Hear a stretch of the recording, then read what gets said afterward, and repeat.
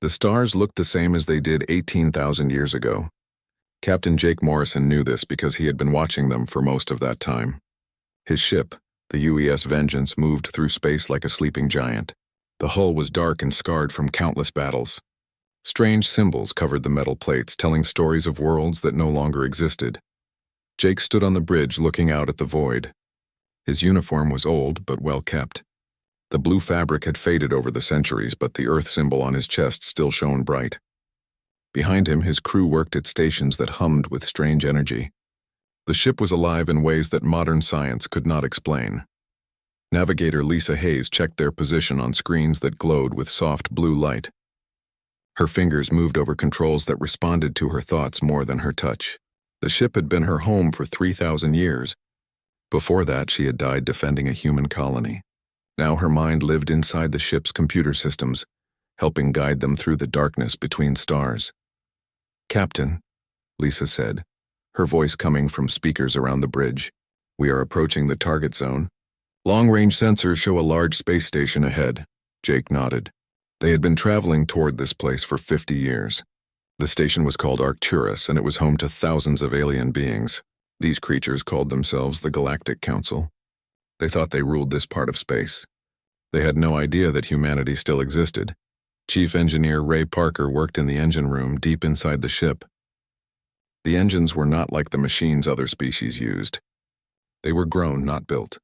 Living metal pulsed with each heartbeat of the ship's bio-neural core. Ray had learned to speak to the ship in ways that would seem like magic to outsiders. "She's ready, Captain," Ray reported through the ship's communication system. "The Vengeance wants to see these aliens for herself." Dr. Amy Foster stood in the medical bay, preparing for what might come next. She was the ship's doctor and scientist. Her job was to study alien life forms and find their weaknesses. Over the centuries, she had become very good at this work. Her medical tools could heal human wounds that should have been deadly. They could also identify threats that hid inside other living beings. Security Chief Carol Bennett checked her weapons for the 100th time that day. Her rifle was not made of metal and plastic like old Earth weapons. It was grown from the same living material as the ship. When she held it, the weapon connected to her nervous system. She could feel every part of it, from the bio-neural trigger to the living ammunition that waited in the magazine. The crew of 47 humans were all that remained of Earth's final evacuation fleet. When their homeworld burned, millions of ships had fled into space. Most had looked for new homes among distant stars. Some had tried to rebuild human civilization on other planets. All of those efforts had failed. Only the Vengeance had chosen a different path.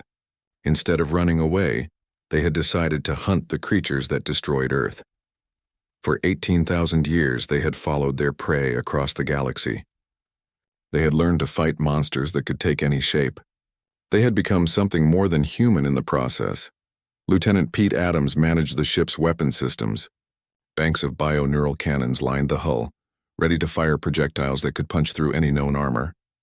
The weapons were hungry.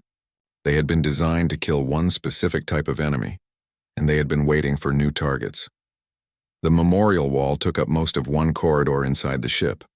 10,000 names were carved into the living metal. Each name belonged to a human settlement that had fallen to the enemy. New Texas, where Lisa had died. New California, where Ray had lost his family. Thousands of other worlds where millions of humans had made their last stand. Jake's great-grandfather had been there when Earth died. He had sworn an oath as the planet burned behind him. Humanity would return someday. The galaxy would remember why humans had once been feared across the stars. That oath had kept the crew of the Vengeance going through centuries of lonely hunting. "Contact ahead," Lisa announced. "The station is scanning us. They seem confused by our energy signature." On Arcturus Station, Commander Vex Corvani stared at his sensor readings. His 4 eyes could not make sense of what they showed. The approaching ship was massive, easily twice the size of a Council battlecruiser. Its design was unlike anything in their databases. The hull seemed to be made of living metal that pulsed with its own heartbeat. "Sir," his sensor operator said, "the computer identifies this as human technology, but that's impossible. Humans have been extinct for 18,000 years. Vex checked the readings himself. The ship's energy signature matched patterns from ancient human vessels, but it was far more advanced than anything humans had ever built. According to Council records, humanity had been a young species that barely understood space travel when they vanished.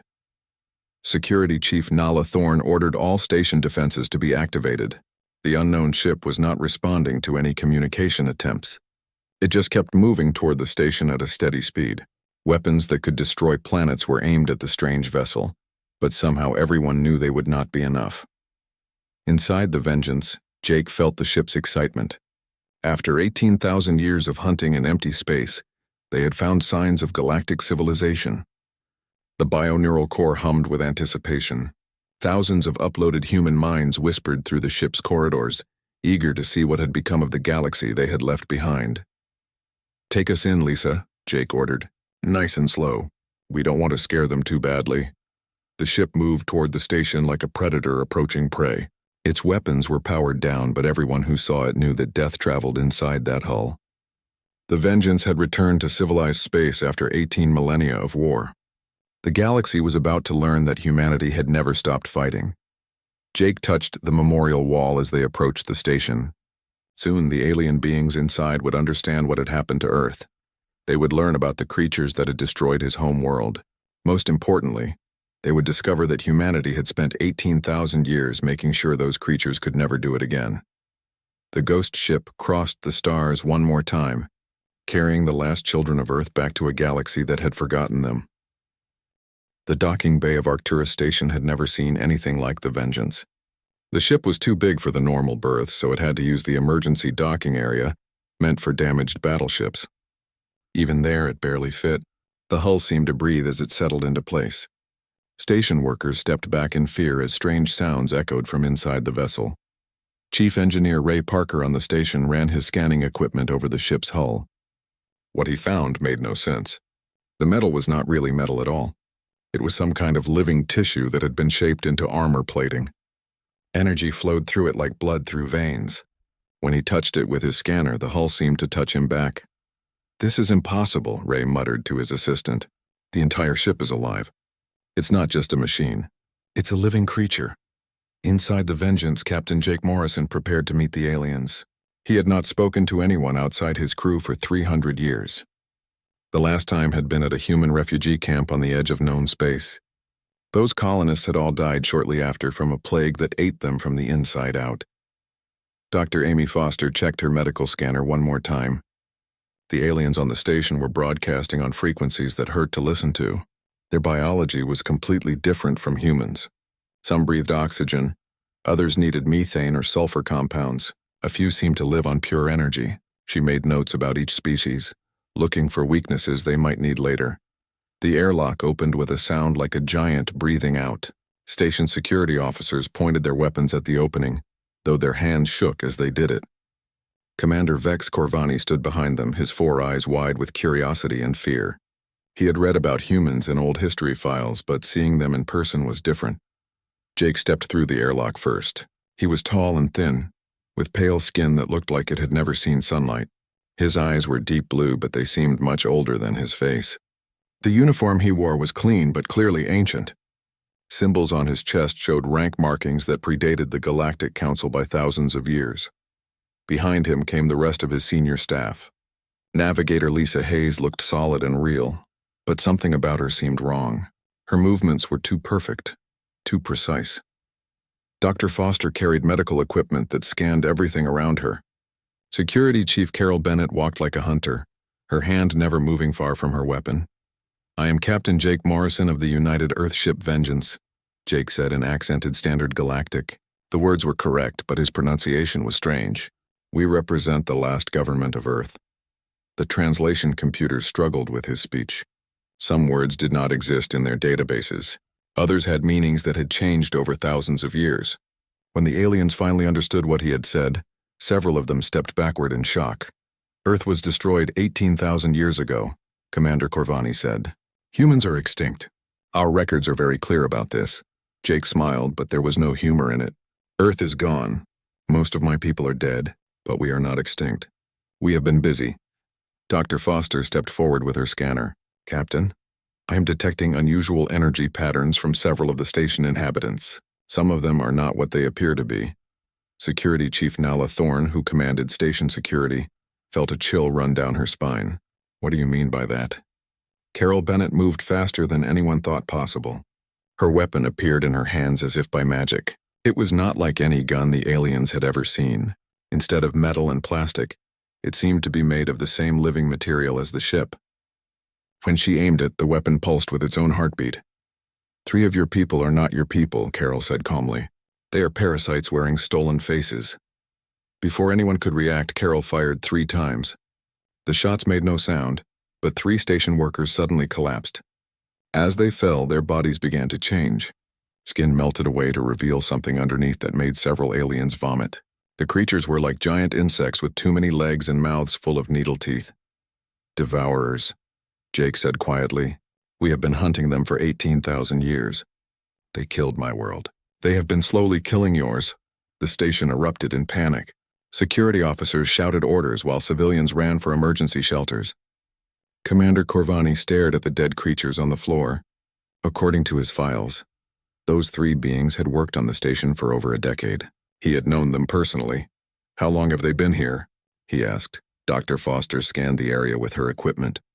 Based on the decay patterns in their disguises, I would estimate 8 to 12 years. They have been studying you, learning your weaknesses. Lieutenant Pete Adams emerged from the ship carrying a larger scanner. Captain, I am reading devourer signatures throughout the station. At least 20 more are hiding among the population. Jake nodded grimly. We need to evacuate all non-essential personnel. The devourers will know we have found them. They will try to escape or call for help. Chief Engineer Ray Parker connected human scanning equipment to the station's computer systems.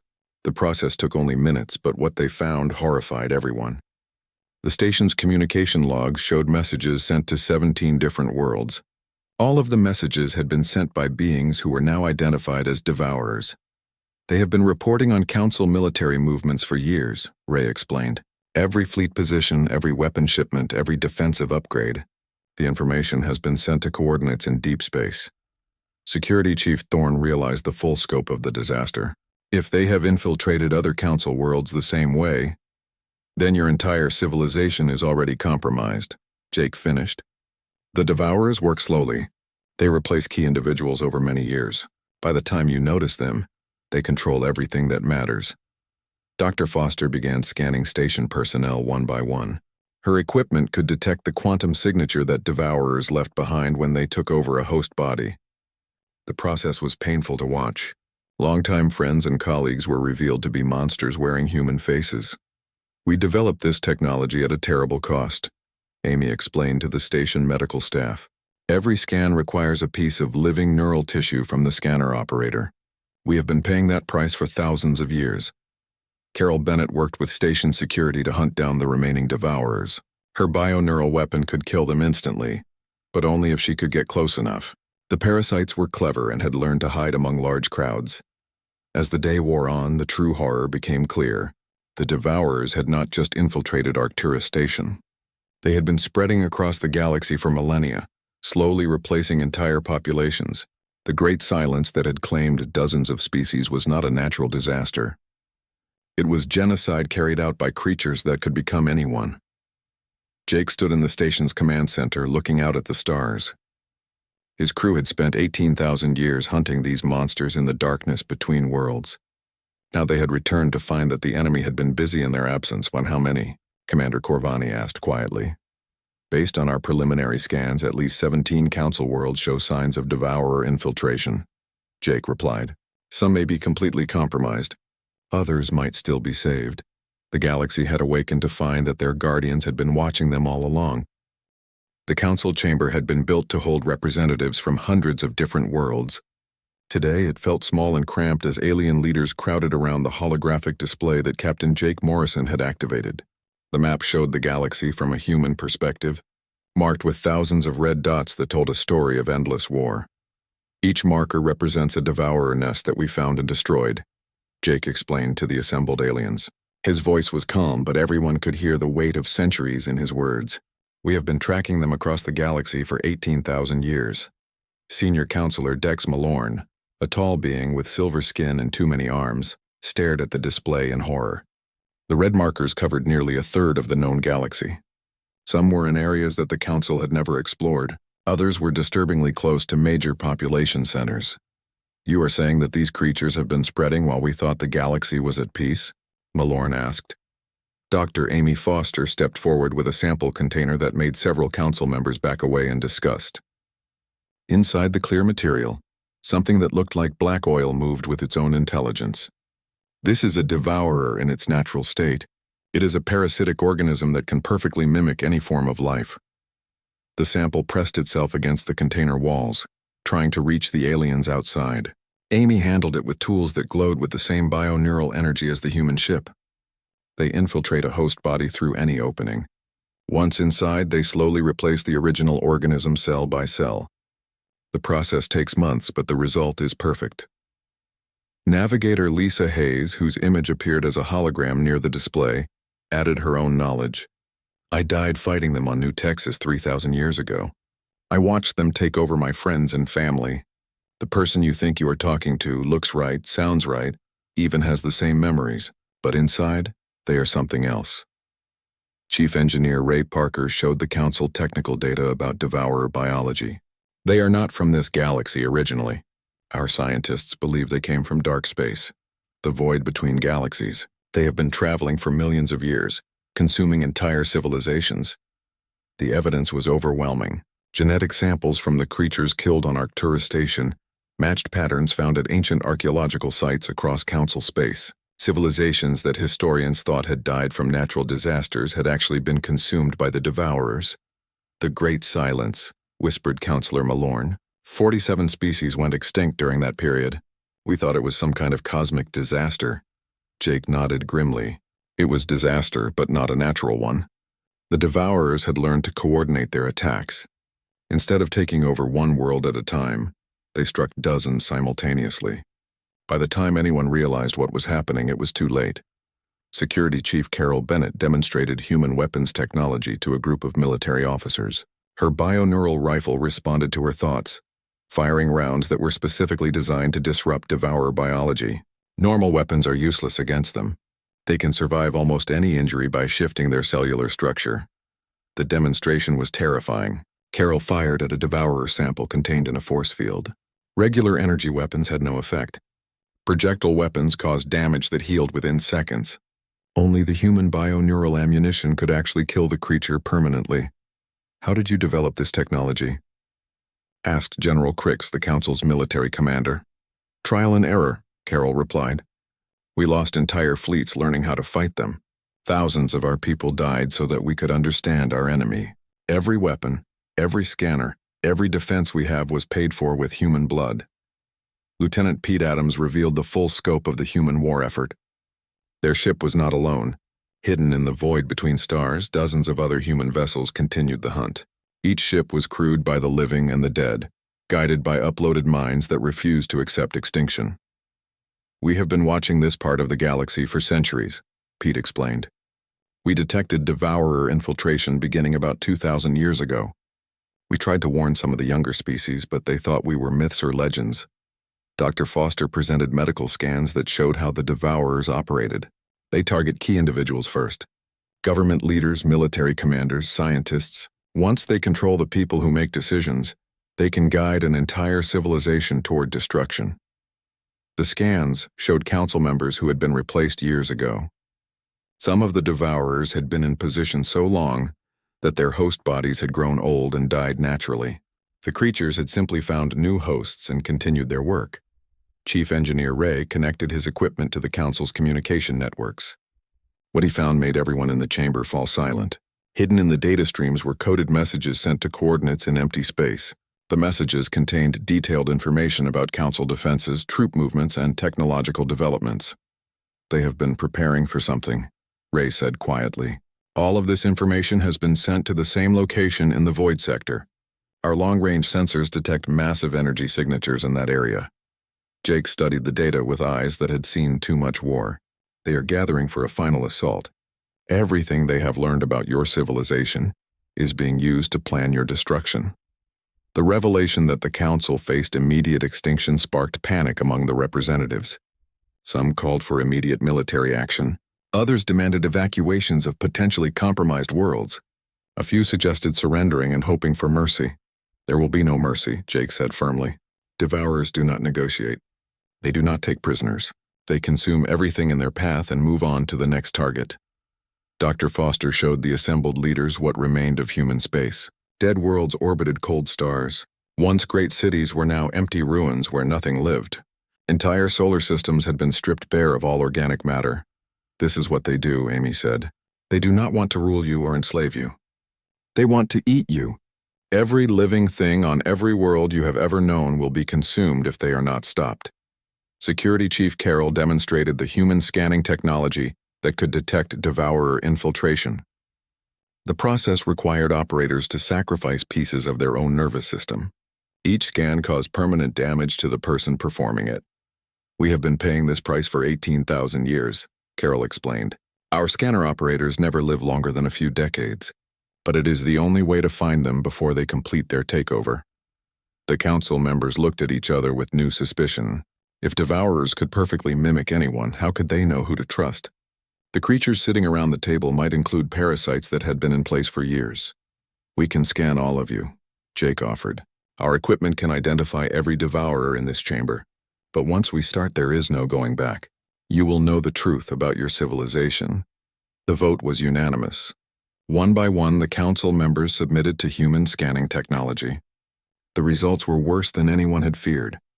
12 of the 47 representatives were revealed to be devourers. Some had been in place for decades. As the creatures died under Carroll's bio-neural weapons, their true forms were exposed. The aliens who had worked alongside them for years stared in horror at the monsters that had been hiding among them. Now you understand, Jake said as the last devourer fell. This is why humanity never stopped fighting. This is why we became something other than human. Someone had to watch the darkness and make sure the light survived. The galaxy had learned that they were not alone, but they had also discovered that the war for survival had been going on all around them, fought by ghosts they had forgotten existed. Deep inside the Vengeance, Captain Jake Morrison led Senior Counselor Dex Malorn through corridors that seemed to pulse with their own heartbeat. The walls were covered in a network of bio-neural tubes that carried information throughout the ship. Strange lights flickered beneath the surface like thoughts moving through a giant brain. Your ship is alive, Malorn observed, his forearms trembling as he touched the wall. The surface was warm and responded to his touch with gentle vibrations. More than alive, Jake replied. She is home to millions of human souls who refused to die when their bodies failed. They chose to join the ship rather than accept peaceful extinction. They stopped before a massive chamber filled with crystalline structures that glowed with soft blue light. Each crystal contained the uploaded consciousness of a human who had died fighting the devourers.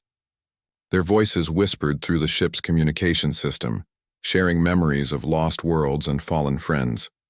Navigator Lisa Hayes appeared as a hologram beside them. Her image was perfect, but Malorn could see the sadness in her eyes. I died 3,000 years ago defending New Texas, she explained. The devourers had taken over most of the colony. I stayed behind to buy time for the evacuation ships to escape. Lisa's image flickered as she accessed old memories. I could have uploaded to the ship before the battle. Instead, I chose to die as a human and join the ship afterward. Many of us made that choice. We wanted to remember what we were fighting for. Dr. Amy Foster worked in the medical bay, preparing samples of human tissue for Counselor Malorn to examine. Under her microscope, human cells looked different from baseline examples in council databases. They were harder, more efficient, designed to survive in environments that would kill normal humans. We have modified ourselves over the centuries, Amy explained. Each generation of our crew became less human and more something else. We needed to survive in the void between stars. We needed to fight creatures that could become anyone. She showed Malorn genetic sequences that had been altered beyond recognition. Human DNA was now mixed with elements taken from the devourers themselves. The crew had learned to use their enemy's own biology against them. Are you still human? Malorn asked quietly. Amy paused in her work. I do not know. We remember being human. We fight for human values. But we are not what we once were. The question is whether that matters. In the ship's armory, Security Chief Carol Bennett demonstrated the weapons that had been grown rather than built. Her rifle connected directly to her nervous system through bio-neural interfaces implanted in her spine. When she held the weapon, it became part of her body. The guns think, Carol explained to the council military observers. They learn from each battle. They remember every devourer they have killed and adapt to new threats automatically. She fired at a practice target, and the weapon adjusted its ammunition in real time. The first shot was designed to penetrate normal armor. The second shot was modified to disrupt energy shields. The third shot could have killed a creature that had not yet been invented. The price of this technology is very high, Carol continued. Each weapon requires living neural tissue to function. The guns are fed by our own minds. Over time, the boundary between soldier and weapon disappears. Chief Engineer Ray Parker showed the council representatives how the ship's bioneural core worked. Thousands of human brains floated in nutrient tanks. Their thoughts merged into a collective consciousness that guided the vessel through space. Some of the brains were centuries old, kept alive by technology that blurred the line between life and death. We learned to build ships like this after losing too many vessels to devourer infiltration, Ray explained. A bioneural ship cannot be taken over because it has no central computer system. The ship itself is the computer, and it knows the difference between human and devourer consciousness. Malorn stared at the floating brains in horror. These people volunteered for this? Every one of them, Ray confirmed. When their bodies failed, they chose to become part of the ship rather than die completely. They guide us through hyperspace, manage our weapon systems, and help us find our prey. Lieutenant Pete Adams worked in the tactical center, coordinating with uploaded minds to plan strikes against devourer strongholds. The ghostly voices of dead humans whispered suggestions and warnings based on thousands of years of combat experience. We fight as one organism, Pete explained. The living crew provides creativity and intuition. The uploaded minds provide memory and calculation. Together, we are more effective than either could be alone. The tactical displays showed the galaxy from the perspective of creatures that had been hunting in it for 18 millennia. Every star system was marked with threat levels, escape routes, and resource availability. The humans had turned war into a science that they practiced with religious dedication. You have become something other than human, Malorn said, as they returned to the bridge. Jake nodded sadly. We had no choice. The devourers could mimic any form of life, but they could not mimic what we became. We made ourselves into something so alien that they could not copy us. Dr. Foster joined them on the bridge, carrying medical reports about the crew.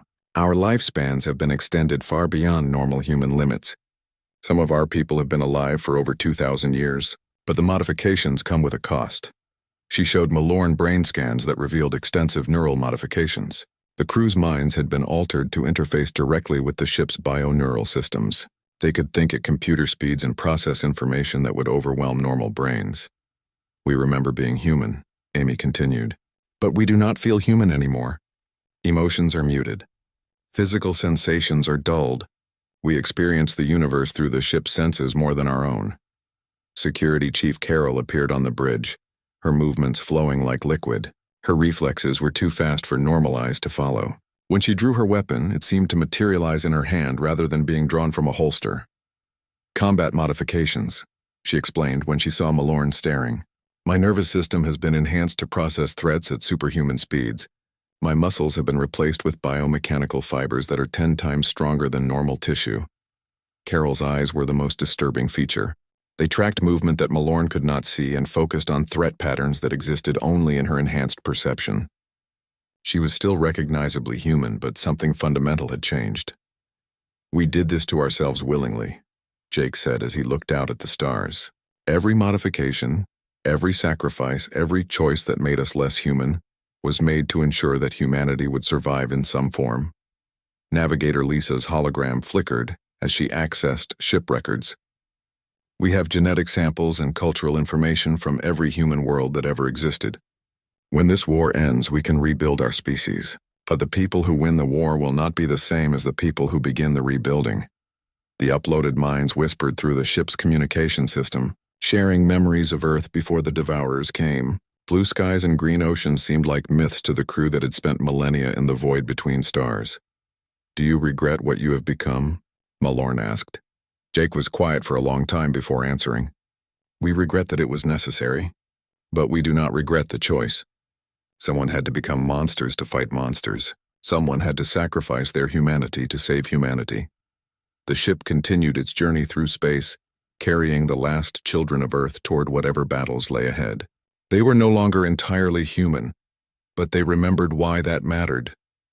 In a galaxy full of creatures that could become anyone, they had chosen to become something that could not be copied or replaced. The price of survival had been their souls, but they had paid it willingly to ensure that others would not have to make the same choice. The ceremony took place in the largest chamber aboard Arcturus Station. Representatives from 300 worlds gathered to witness something that had never happened before in galactic history. The Galactic Council was formally recognizing humanity as the protectors of known space, acknowledging their 18,000-year war against the Devourers. Captain Jake Morrison stood before the assembled aliens wearing a new uniform that combined human and council elements. The Earth symbol still shone on his chest, but now it was surrounded by stars representing every world that humanity had sworn to protect. His weathered face showed the weight of centuries, but his eyes held hope for the first time in millennia. "I accept the role of High Guardian on behalf of all human survivors," Jake said in a voice that carried to every corner of the chamber. "We pledge to continue our hunt until every devourer has been found and destroyed." Senior Counselor Dex Malorn stepped forward with a document that represented months of careful negotiation. The Terran Protectorate was not just a military alliance. It was a new form of government that gave humans the authority to act against threats that normal law could not address. The Council recognizes the sacrifice that humanity has made for galactic security, Malorn announced. "We pledge our resources and support to the continued hunt. In return, human technology will be shared to protect all member species from the Devourer threat." Dr. Amy Foster worked with Council scientists to establish protocols for detecting Devourer infiltration. The process was painful and dangerous, requiring volunteers to undergo modifications that would allow them to operate human scanning equipment. Many species could not survive the neural alterations required. "We will train as many operators as possible," Amy explained to the assembled medical officers. "But each scanner requires someone willing to sacrifice portions of their nervous system. The equipment literally feeds on living neural tissue to function." The volunteers came from dozens of different worlds. Young beings who wanted to protect their families stepped forward despite knowing the cost. The first non-human scanner operators underwent modifications that left many of them permanently disabled. But their sacrifice allowed the detection network to expand across Council space. Chief Engineer Ray Parker supervised the construction of new vessels that combined human bioneural technology with Council manufacturing capabilities. The shipyards of 12 different worlds began producing hybrid warships that could hunt Devourers in deep space. "The ships will be alive, but not in the same way as the Vengeance," Ray explained to Council engineers. "We cannot recreate the uploaded consciousness technology. Too many people would die in the process. Instead, we will use volunteer crews who accept neural interfaces with their vessels." The new ships were smaller than the Vengeance but far more advanced than standard Council vessels. Each one carried weapons specifically designed to kill Devourers, and scanning equipment that could detect infiltration from light years away. Most importantly, their bioneural cores made them immune to Devourer takeover. Security Chief Carol Bennett established training centers where Council military forces could learn to fight an enemy that could become anyone. The combat techniques were brutal and required soldiers to think in ways that most civilized beings found disturbing. "You must learn to kill people who look like your friends," Carol told her first class of alien recruits. "You must be willing to destroy someone who has the face of your family member. The Devourers will use your emotions against you." The training was as much psychological as physical. Soldiers learned to trust their equipment more than their eyes. They practiced shooting targets that looked like their loved ones. Many recruits could not complete the program, but those who did became effective hunters of humanity's ancient enemy. Lieutenant Pete Adams coordinated the first joint Human Council patrol missions. Ships from both civilizations worked together to sweep suspected Devourer strongholds in remote star systems. The operations were dangerous and often resulted in casualties, but they began to push the enemy back from settled space. "We are finding nests that have been growing for thousands of years," Pete reported after the first month of operations. "Some contain millions of Devourers in various stages of development. The enemy has been preparing for a major offensive." Navigator Lisa Hayes, her consciousness now distributed across multiple ship networks, helped train Council pilots to interface with bioneural navigation systems. The process required them to partially upload their minds to ship computers, creating a connection that most species found terrifying. You must trust the ship to think for you, Lisa explained to nervous alien navigators. Let it guide your thoughts through hyperspace. The ship knows routes that normal computers cannot calculate. The integration process was not without problems. Some council species had brain chemistry that was incompatible with human bio-neural technology. Others suffered psychological breakdowns when they experienced the ship's merged consciousness. But gradually, a new generation of hybrid crews emerged. Jake stood once again before the memorial wall, but now it looked different. New names had been added, but these were not all human. Council members who had died fighting devourers were honored alongside the crew members who had fallen in the eternal hunt. The wall had become a monument to all species that had paid the price for galactic freedom. Captain, Dr. Foster said as she joined him in the memorial corridor, the latest medical reports show that our modifications are stabilizing. The new crew members are adapting well to the bio-neural interfaces. Jake nodded, but his expression remained somber. How many council volunteers did we lose this month? 17, Amy replied quietly. All of them chose to continue their service even after the modifications began affecting their neural functions. They knew the risks. The cost of the war continued to mount. Council species that joined the fight had to accept that their volunteers would be changed by the experience. Some became more than they had been, gaining abilities that bordered on supernatural. Others paid with their sanity or their lives. Chief Engineer Ray reported progress on the deep space scanning network. Automated stations were being placed at strategic points throughout the galaxy, each one equipped with bio-neural sensors that could detect devourer movement across vast distances. We are building an early warning system that covers most of Council space, Ray explained during a strategy briefing. If the devourers try to launch another coordinated attack, we will see them coming. The network required constant maintenance by crews who understood both human and Council technology. Mixed teams of engineers worked on stations that existed in the void between stars, far from any world or civilization. Their isolation made them vulnerable, but their work was essential to galactic security. Security Chief Carroll led strike teams into the heart of devourer territory, hunting the creatures in their own nests. These missions were suicide runs for normal beings, but the enhanced humans and their Council allies had become something capable of fighting monsters in their own domain. We found the source, Carroll reported after a particularly dangerous mission to the Void sector. The Devourers have been receiving reinforcements from outside the galaxy. Something in dark space is sending them new forces. The revelation that the enemy came from beyond known space changed everything. The war was not just about cleaning up an infestation. It was about defending reality itself from creatures that existed in the emptiness between galaxies.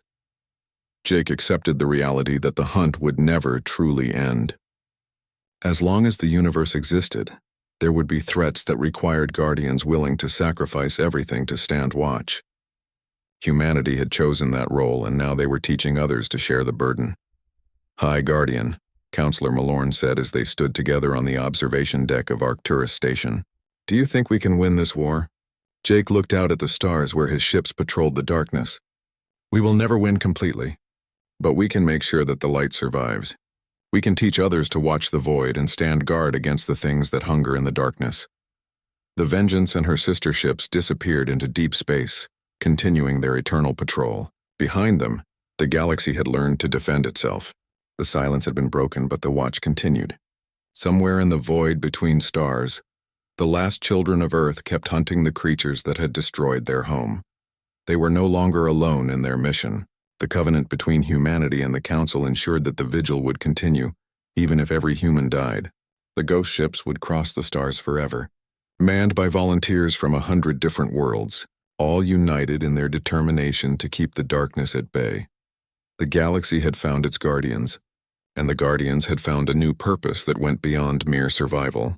They had become the watchers who stood between civilization and the hungry void, ensuring that no other species would suffer Earth's fate.